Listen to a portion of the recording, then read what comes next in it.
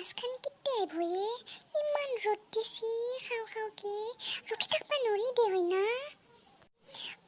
নীলু ইমান ৰ'দ দিছি বাপৰে বাপ বাছখন সোনকালতে আহি পালিয়ে হয় দে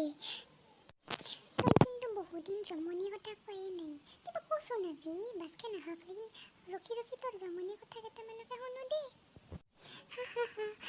তইও যি কথা ক হয় নেকি ভাবো কি ক'বা পাৰি একবাৰ কি হ'ল জানানা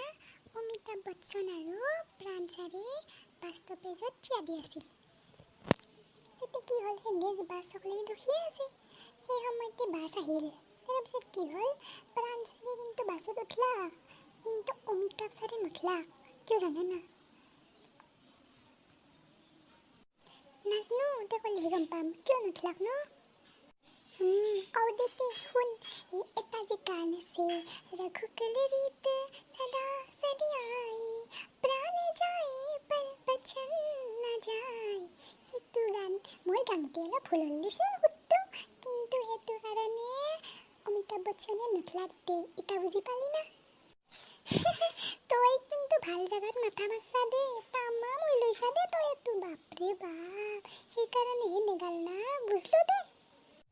মৰমৰ বন্ধু বান্ধৱীসকল যদি ভিডিঅ'টো চাই ভাল পাইছে তেনেহ'লে লাইক শ্বেয়াৰ ছাবস্ক্ৰাইব কৰিব নাপাহৰিব দেই মোক অলপ মৰম দিব